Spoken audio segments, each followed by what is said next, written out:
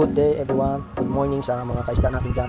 Ngayon pong umaga ay mamimili tayo ng isda sa bulungan. Samahan nyo po ako, ito guys, sa aking biyahe dito sa Parañaque. Yan, kung makikita nyo po, medyo maluwag ang kalsada ngayon dito. Konti lang po ang namimili. Update sa mga isda ngayon ay mamaya ipapakita ko sa inyo guys. Pagpasok natin sa loob. Yan, nandito lang ito sa ilalim ng tulay guys, sa may coastal. Makikita nyo na kagad ang bulungan.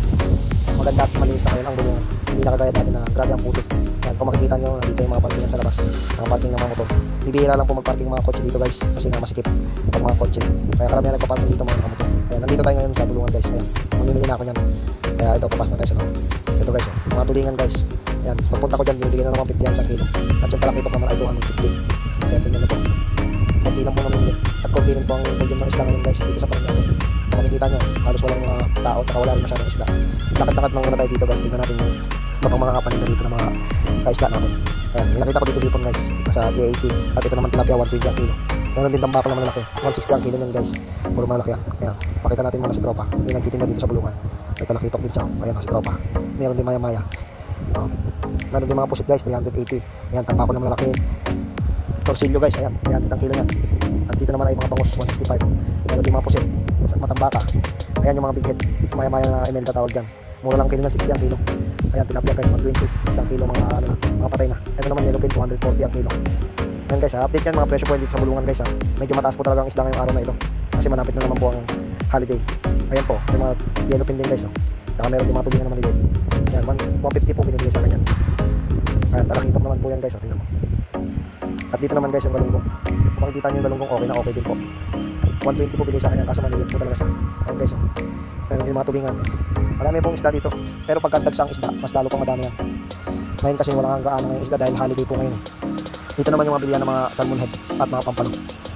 Ayan, may mga maya-maya dito na maliliit guys, 170 ang kilo. At yellowfin 250. Ayan, bilong-bilong, sa 200 na pang bilong-bilong. Ayan guys, ito mga bangus, 150 po yung maliliit, 1 kilo. Ayan, lakad-lakad pa tayo dito guys, kung makikita nyo, maraming mga tinitinda dyan sa gilid ng mga malalaking isda. At may mga bisugo din, bilong-bilong. Ito naman yung bisugo guys, ang ganda. Ayan, 350 ang kilo nyan dyan guys sa bulungan. Ayan, sariwang-sariwa po talaga yung bisugo. At dito naman po banda sa likod ay mga espada na malaki. Ayan, 350 po ang kilo nyan guys, malaki po lahat yan, sariwa din. At ito naman talakito ko, makikita nyo malaki talakito, 250 lang yan dyan. Konti na lang yung paninda ng bossing. Puro talakito. Ito naman tulingan. Yan, tulingan na maliliit, 200 ang kilo. Medyo mahal, dati po 100 lang yan nung nakakarang araw, ngayon mataas.